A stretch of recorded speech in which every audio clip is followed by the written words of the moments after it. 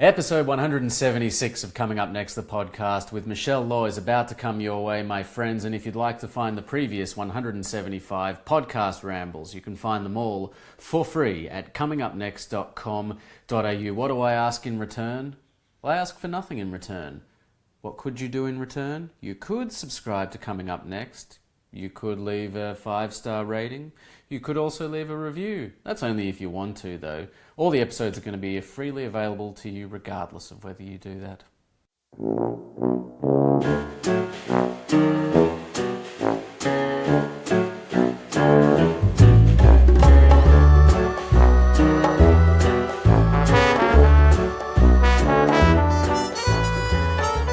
Good afternoon, my friends. Good morning or good evening, whenever you're listening to Coming Up Next, the podcast. Welcome to another episode, one of the best of the year as we round out 2018. We've only got a few left. Where's the year gone? Where has the year gone? That's what everyone says, and I guess it's true. I'm back in Melbourne. Sun is shining. It's pretty good to be in Melbourne over the summer, I got to say. As much as I enjoy the time that I get to spend in London, the work that I get to do over there and the work that I get to do wherever I'm working, there's just something about being Melbourne over the summer that really, I don't know, it just comes alive. Maybe it's the nostalgia factor of having grown up in Melbourne, feeling all of those senses, the smells, the sun on your skin, I don't know, going down to the Mornington Peninsula. It's just a good time, I guess is where I'm going with this. Big thank you to my guest from last week, Philippa Boyens, the Academy Award-winning screenwriter. She won an Oscar for her film adaptation of Lord of the Rings: Return of the King in 2004 with Peter Jackson. She actually adapted all the Lord of the Rings books to films with him, and she's got a film out at the moment, Mortal Engines, again with Peter Jackson, which is in cinemas in Australia right now. Check your local listings, and before you do that, head to comingupnext.com.au and check out my interview with her, episode 175 that was, which means this week, episode 176, and Michelle Law is my guest. Michelle has an incredible body of work as a writer as well, ranging from television, web series, theatre. She's actually got her show, Single Asian Female, which was up last year. It's coming back again. You can check out when that's playing. I can tell you it's playing from the 16th of February to the 9th of March, but for more information, head to 2019.laboite.com.au/shows. You can find all the information you need there. But before you do that, why don't you sit back and enjoy the next 45 or so minutes as Michelle and I unpack her life in the Australian film and television industry.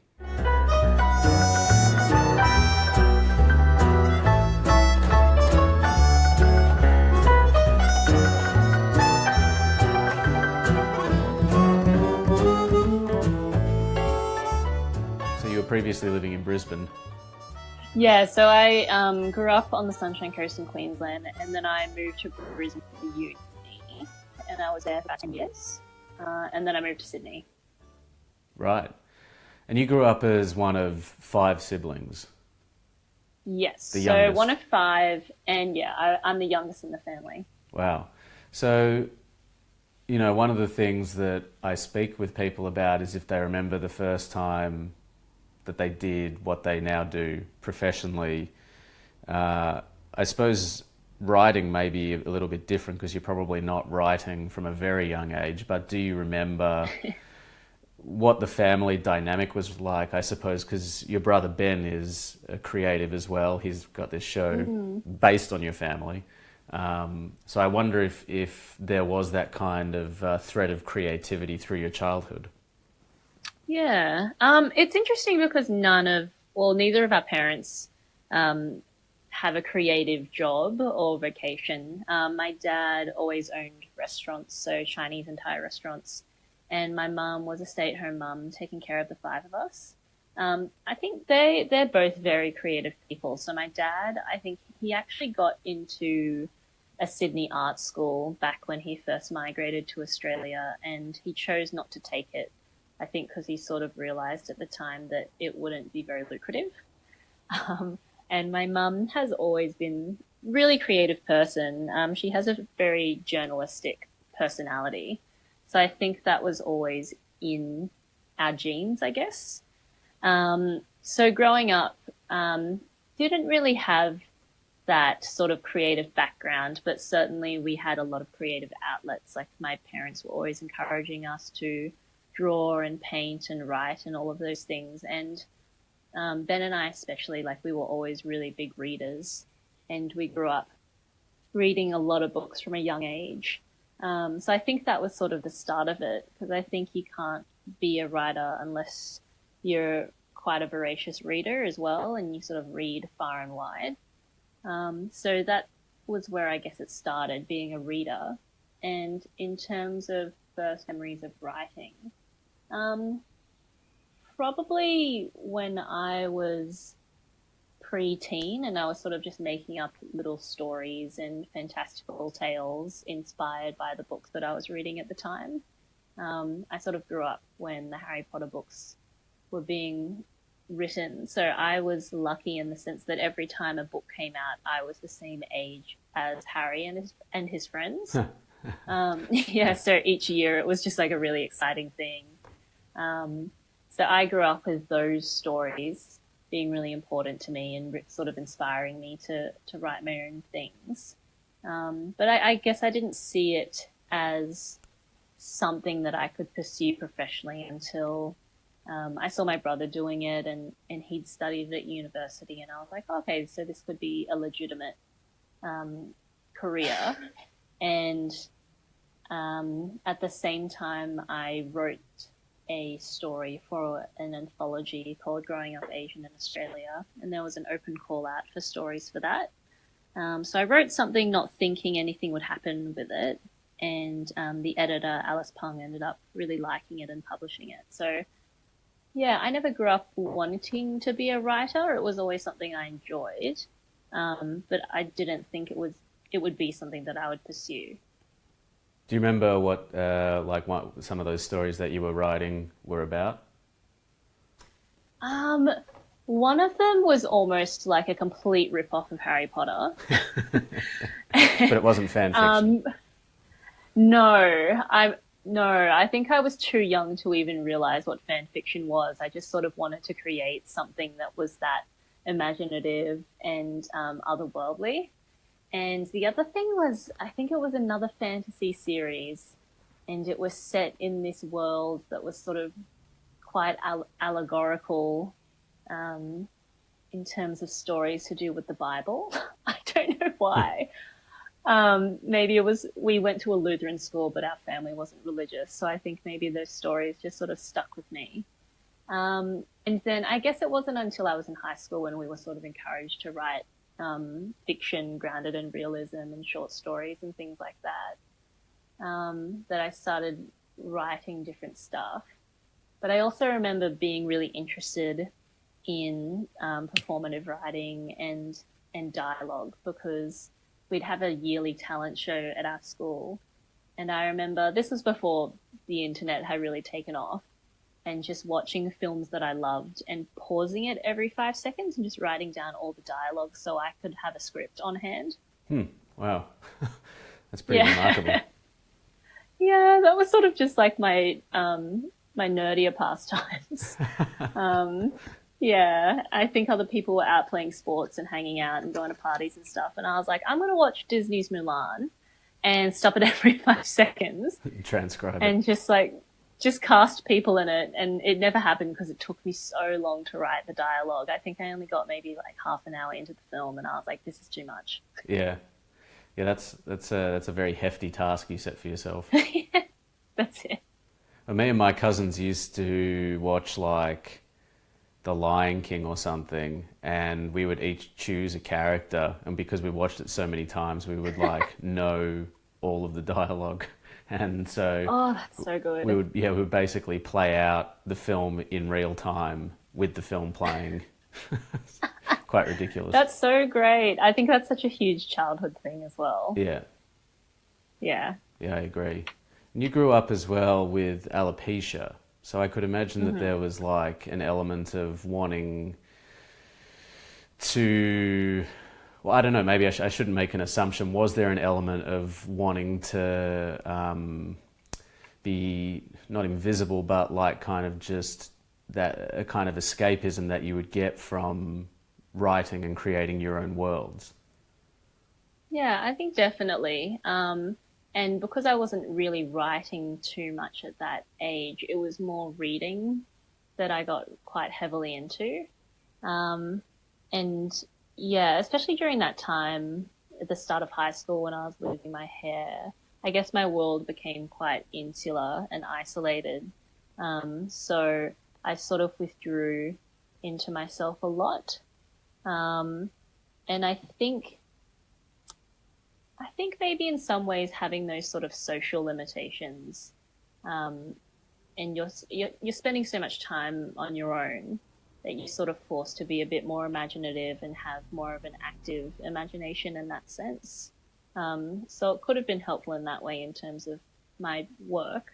And were your parents encouraging of your creative exploits, or were they wanting you to move into something maybe a bit more academic? What was that for you?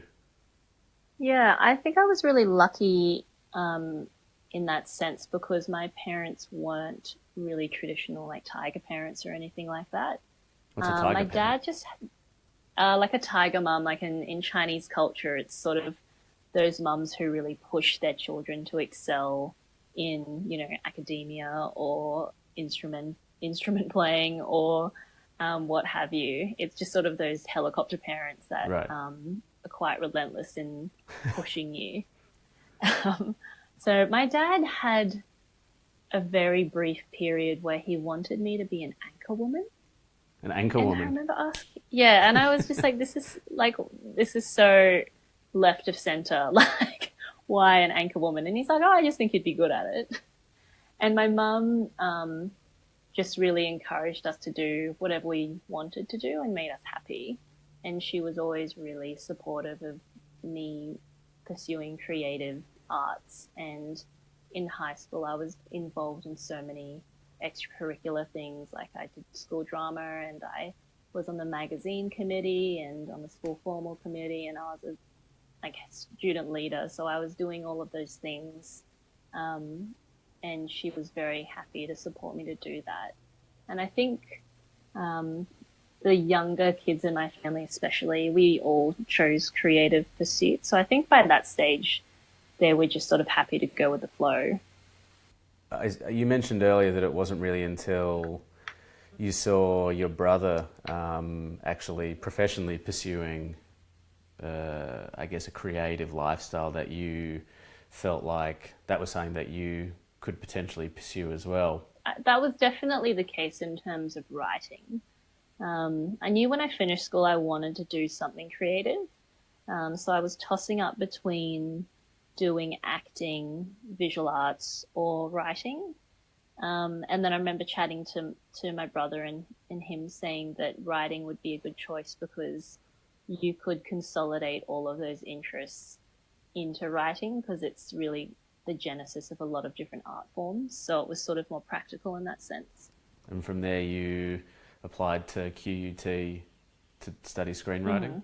I applied for QUT to do just a broader creative writing course because I went into it thinking that I'd be a novelist, and I didn't really think of screenwriting. Like it was something that I was always interested in, but it wasn't a main point of focus for me when I started. And so what year was it that you went to QUT? I think it was 2008. Right. So from 2008, I guess, through to seeing something like Homecoming Queens coming to fruition in, what was that, I guess about 2017 that you shot that? Yeah, so we shot parts of it in 2017, and I think later parts 2018. Right. was Bloomers your first short film in 2013? Yeah, so that was the first short film I'd written. I did one course at uni that was like an intro to screenwriting. And at the same time, I was also working. I actually sort of fell into screenwriting because I was working for a production company in Queensland called Hoodlum. And I was working on a show of theirs, writing multimedia content and multi-platform content. And then when I was at uni, I wrote Bloomers, and while doing extra work for different companies and things like that. So was that just like copy work that you were doing, or was it other work?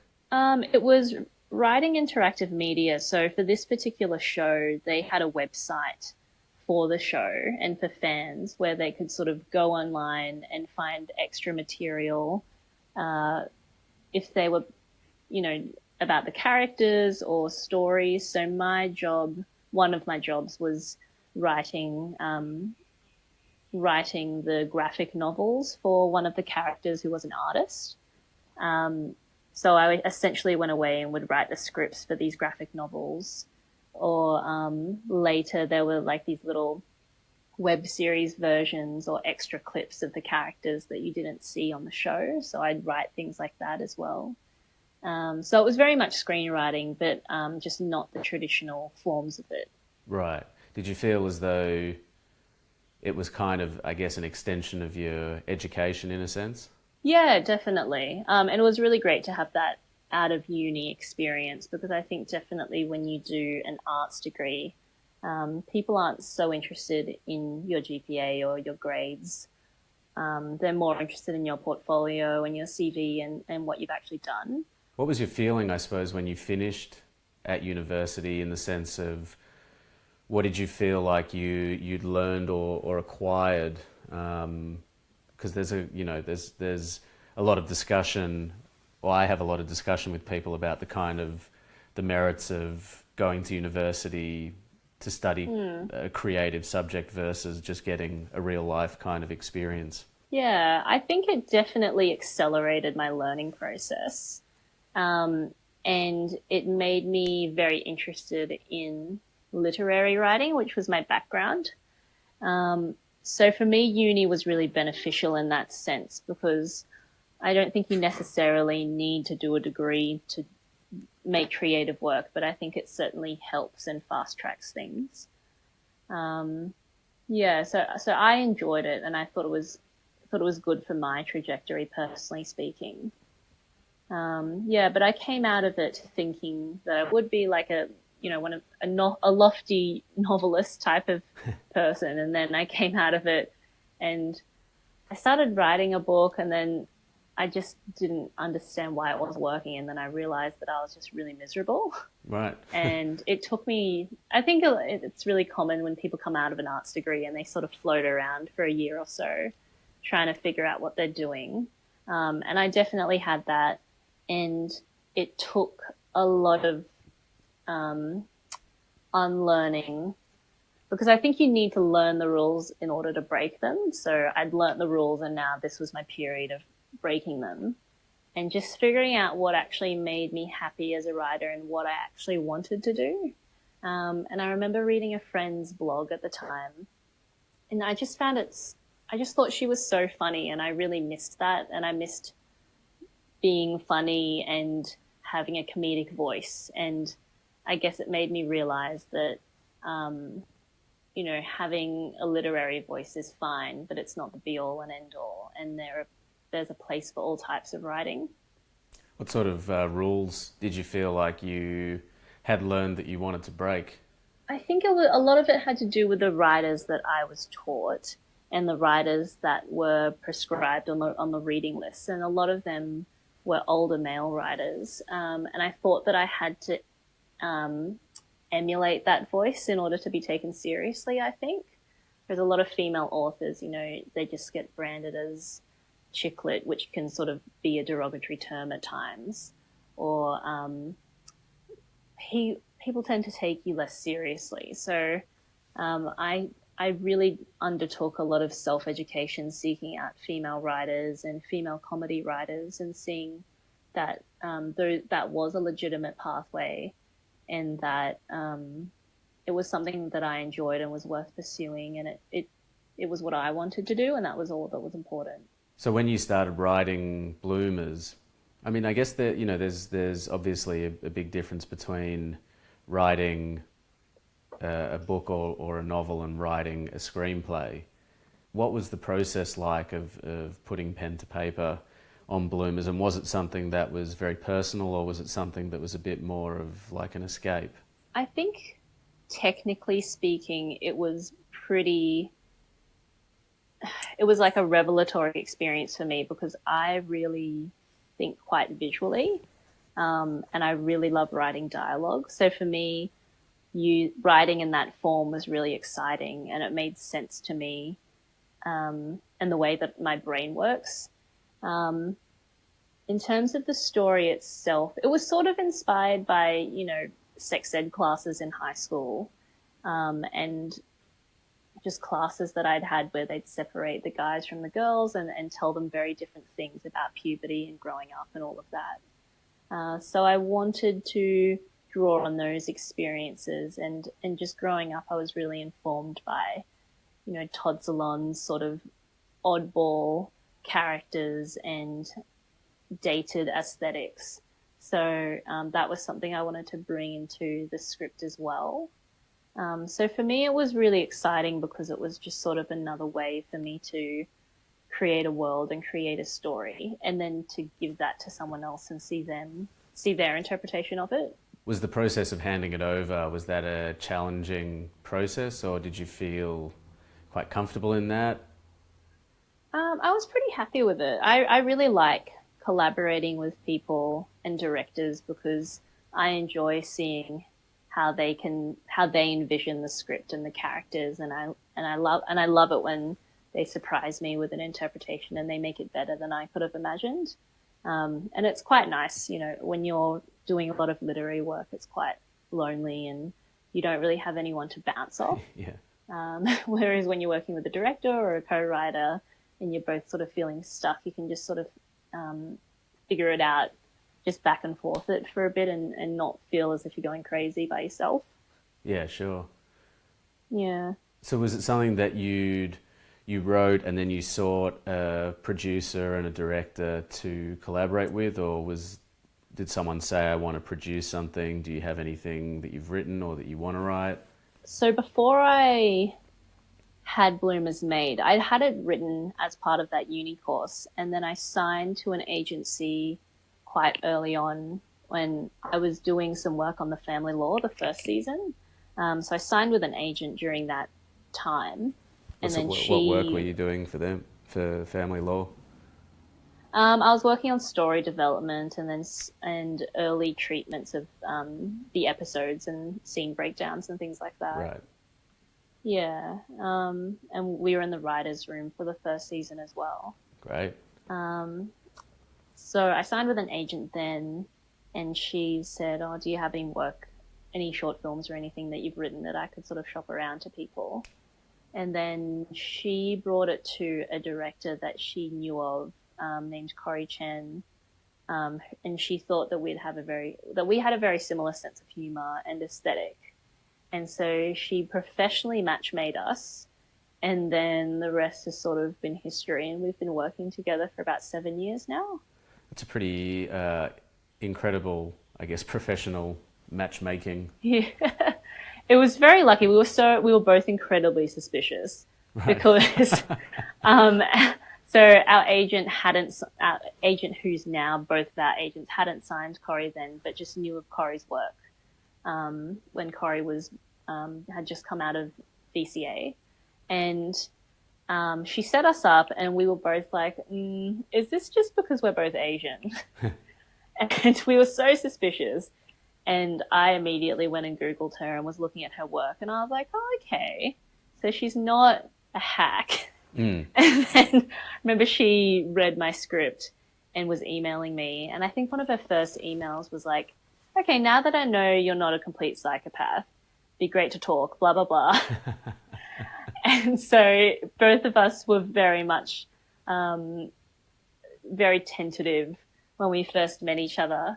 But I think it was very apparent quite early on that our agent was pretty on the money in terms of sense of humor and sensibility. And I think we just both complement each other because when it comes to working, there's very little ego involved, and it's just about making the project as best as it can be. You mentioned in that, you know, the suspicion around being paired up because you were both Asian. Was that was there a feeling like, you know, you don't want to be put in this box because, I guess, you know, Australian culture, or there are a lot of Western cultures that have the tendency to kind of put people in a particular box to fit a particular agenda. Has there been a sense, as you've kind of been coming up through the film and TV industry, that that's something that could happen, does happen, or is it something that you feel is changing? What's been your experience? Yeah, I think it's definitely always in the back of your mind anytime you're someone who identifies as being from a minority background in whatever sense.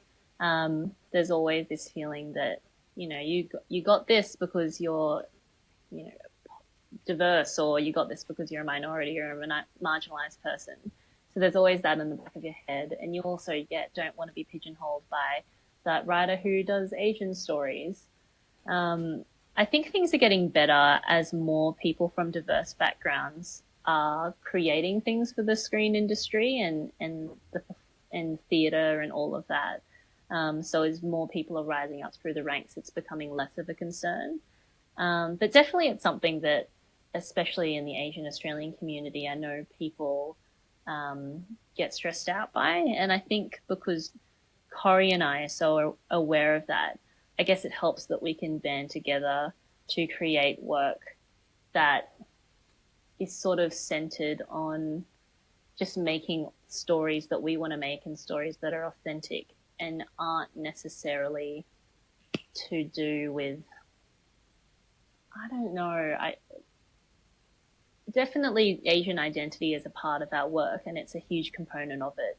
But at the same time, we feel like it doesn't define us. So I guess the fact that we have that shared ideology, it makes it easier making work and moving forward. Yeah, like you're telling universal stories that happen to be about Asian values or Asian identity.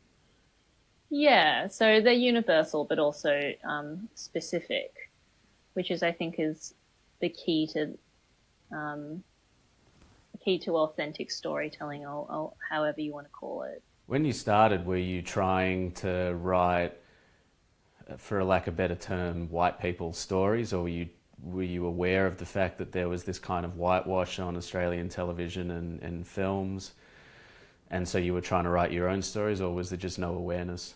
I think it was a bit of both, and maybe a bit of unconscious work towards both of those things.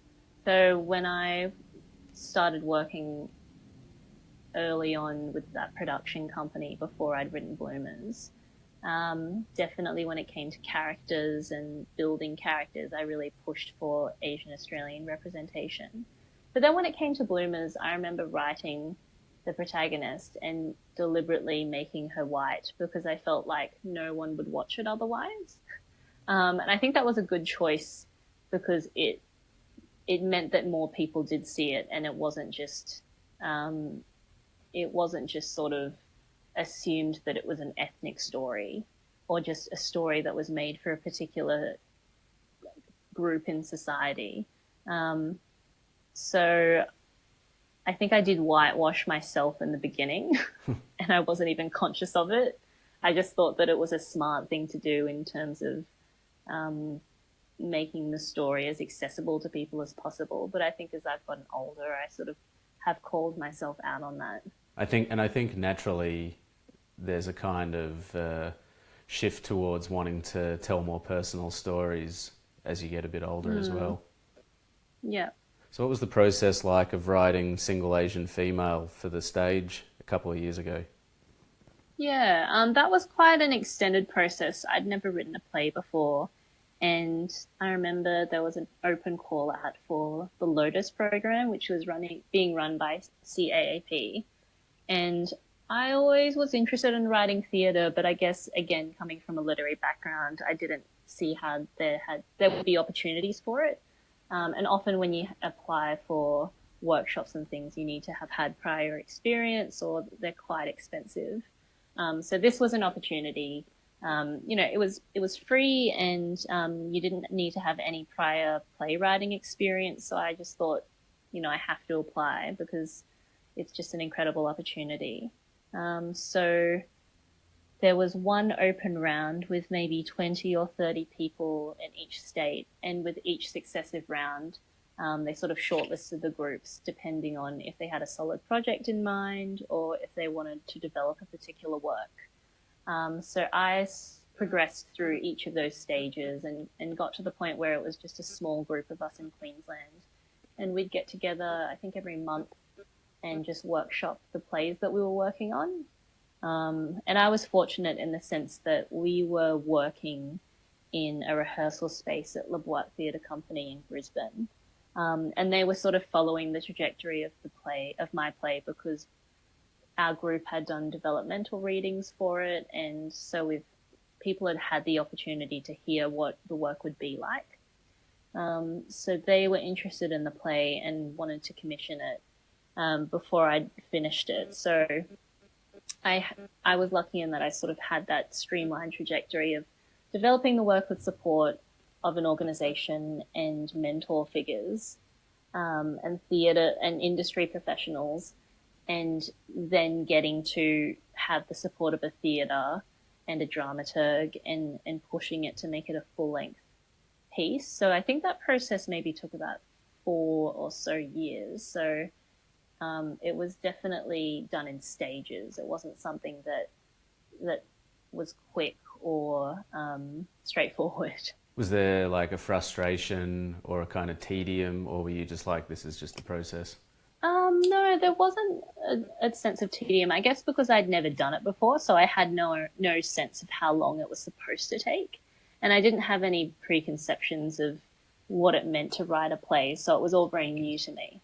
And so when it came to opening night, was there this sense of relief? Were you nervous? What was it like seeing your show up on stage, knowing how far it had come from when you started? I think there was more relief when the play was actually done, and then when I was seeing actors in the rehearsal rooms. That was really exciting. I think because I'd spent so much time with the actors and our creative team had gotten quite close, by the time opening night ticked over, I was more excited for audiences to see it because I'd seen it myself in the rehearsal room. So I was more excited than anything. I think it's natural to be nervous, and we were all pretty nervous as well, but it was mostly excitement. What's it been like for you to see, I guess, yourself in these various iterations played, either, in the family law or Homecoming Queens, I suppose, in single Asian female? I'm sure there's at least one character that's based on Michelle. So what's it been like for you to sort of see yourself fictionalized in this way? I guess it's different every time. There were certainly moments of worry, especially with Homecoming Queens. The character of Michelle is quite different to me in real life. So the character in Michelle, she's written and performed to be quite a selfish person and to be distancing herself from Chloe because Chloe was sick, whereas in reality, Chloe and I became friends when they became sick. So there was a fear for me that people would assume that was what I was like in person. But I think I had good practice with the family law because my dad said something quite... it made a lot of sense at the time because he hasn't read the book and he's only seen parts of the TV show. And he was telling Ben that, I trust that audience members will watch this or read the book and know that this is just a version of the truth and it's your interpretation of the truth. And if that's what you feel like you need to present, then I totally support that. And I trust that other people are smart enough to realize that. And I think they totally are. I think it's just putting a lot of faith in the audience, and knowing that they know that they're just character representations. When it came to writing Homecoming Queens and actually starting to put that together, was that something that you felt like was just, I guess, something that you needed to express? Did Corey say, let's make a show? What was the process for that? Yeah. The process was that Chloe, the co-creator, and I, we became quite close friends quickly because they were diagnosed with breast cancer when they were 22. Wow. I say they because they're non-binary. Yeah. So I think 22 was when they were diagnosed, and then everything happened quite quickly. And we became friends after that and really bonded over this shared experience of having chronic illness and being a young person. So we'd often go to parties thrown by people our age and always leave quite early and sort of commiserate in their car about how, there wasn't much out there in terms of TV or film that represented our experience. And we knew that there were heaps of young, sick people out there who probably isolated emotionally and physically in the same way. So we'd sort of jokingly say, it'd be great one day if there was a show, and what if we made that? Ha ha ha. And then in the very early stages when we were just talking about the idea, I approached Corey because by that stage we'd been working together for so long. And I was like, what do you think of this idea? And then she very early on came on board with development in terms of writing a Bible and fleshing out the characters and the world. So it was the three of us, and then we brought on producers, and it sort of went from there. Did you imagine when you started creating it that it would have the sort of life that it's had and affect people in the way that it has? Not really. I think we were I think when you start any creative project, you're quite hopeful about the future of that project and the sort of effect it will have on people. But I guess because I'm so used to projects being developed and then nothing coming of them, that I didn't want to go into it expecting too much. And, film projects can take years and years to make, so I didn't really have any expectations in that regard. So everything that happened once the show was released, I was really happy and grateful for. And I wasn't surprised because I knew that a lot of people would connect to the stories because they'd been through similar things. But I was really surprised by how many people got in touch and that it affected them in that way. Well, how significant has it become for you, or has it always been, to, use your art, use this kind of this creativity to say something meaningful? We touched on earlier, you grew up with alopecia, and I know you have done TED Talks about what that's been like, writing Homecoming Queens about chronic illness, family law being, something that's kind of all round advocating. How significant has that been for you?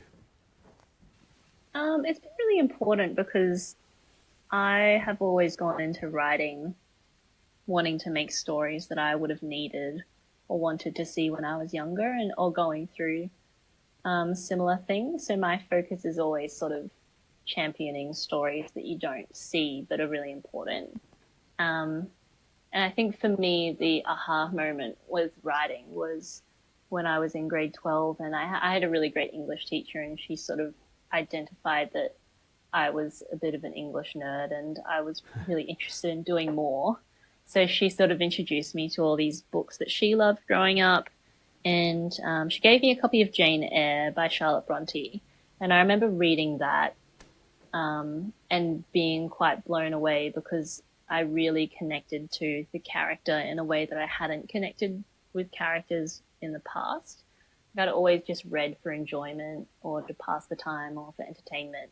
But this was the first time where I had an experience with with a piece of writing where I was like, I feel changed as a result, and I feel quite seen and understood. And I thought it was really amazing that it was written by someone centuries ago, and it was set in a world that's completely different to mine.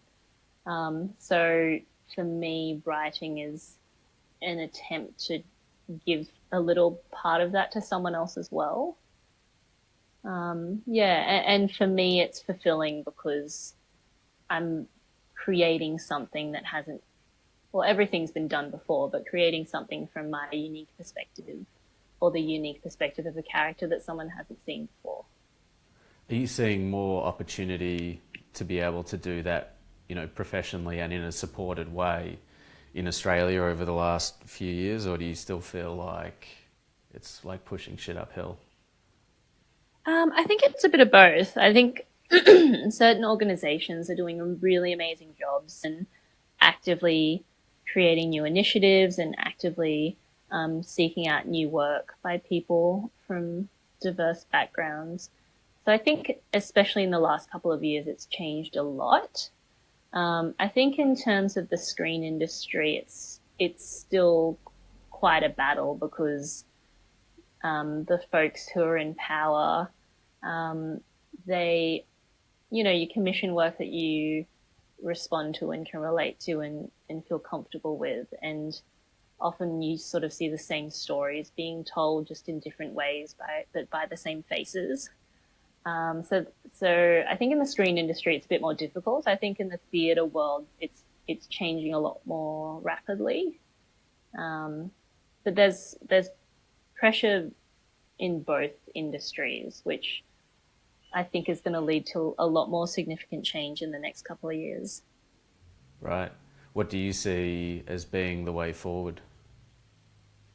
I think the way that we're going now is great, in terms of there being more initiatives and people actively going out to change things, especially those people who are in positions where they can change things. I think there probably needs to be more training in terms of, commissioning editors and dramaturgs and development executives, because people aren't going to take up those jobs if they haven't, first had the training and then had the opportunity. Yeah. How has your personal concept of success or the success of your projects changed over, say, the last 4 or 5 or 6 years? I think I'm a very goals-driven person, and that's been good in a lot of ways, but also detrimental in a lot of ways. So I'm the type of person who once something is done or a project is done, I'm just like, great, that's done, moving on to the next thing. And I don't really reflect on what I've achieved. So, and that means that often you'll reach a goal and you won't necessarily be satisfied. You're just sort of reaching for the next thing. And I think something that's been really helpful is I think it was years ago now, I was chatting to my brother about his notion of success, and he was telling me about when he submitted his PhD and he'd dedicated his life to it for years and years, and he just afterwards just felt totally adrift, and didn't really know what the next step was. And for him, that made him realize that when it came to creative work, it's more like the joy of the process and the fact that you are so privileged that you can make work, and in a lot of cases be paid for it. So for me now, it's about, success is the fact that I get to make work and that I'm in control of the process and that each project's different. So it's more enjoying the development of something and then seeing it come to fruition, but also just recognizing what it's taken you to get there. So I think that stops what sort of at least halts that feeling of dissatisfaction, because you're constantly just feeling that sense of gratitude and just enjoying what you're doing. Yeah, you're more present to the experience as opposed to the end game. Yeah, that's it. And you spent a bit of time overseas recently? Yeah, Corey and I went to LA for 5 weeks from September to October. So we actually went to see Beyonce and Jay-Z. So we bought those tickets before we actually booked our flights. Right. So that was the reason, but we also just went for work and for general meetings and to seek out representation in the US and just creating more connections with production companies and creatives over there. And I've got a fair few friends who live there now, so it was good to get a sense of the city from the locals' point of view as opposed to more of a tourist. Sure. What was the vibe in terms of the possibility of starting to make an international career like? Yeah, I think everyone has a similar experience when they go to LA, and it really just feels like the land of opportunity and anything is possible, which is inspiring in the sense that when you get back to Australia, it's like you feel really motivated to keep doing more work. And LA's interesting because, everyone is so on the ball, and it can be quite transactional in the sense that everyone's treated well because, in the next year, someone's assistant could be an executive. Yeah. So everything's sort of shifting and it's very fast moving. So that was exciting, and it was cool to get a sense of what it might be like to live there as a professional, if it's something I want to do in the next couple of years. Awesome. Thanks so much, Michelle. Thanks for jumping on the call. We always end our conversations with the same question on an upward note, well, hopefully an upward note. The question is, what makes you silly? What makes me silly? Yeah. As in just silly as a person? However you would choose to interpret the question. I think what makes me silly is the work keeps me constantly silly because you spend so much time alone that you forget what is socially acceptable. And so I'll often be making up my own songs and like singing them to my cat and then just trying to get in exercise as I'm working. So I'll just be doing stupid dances around the house in between typing stuff out. Yeah, so I think I'm just innately a silly person, and that transfers to the work and the process. Yeah, and I think it's important to have that kind of thread through your work. Yeah, definitely. Awesome. Thanks so much, Michelle. No worries. Thanks, Alistair.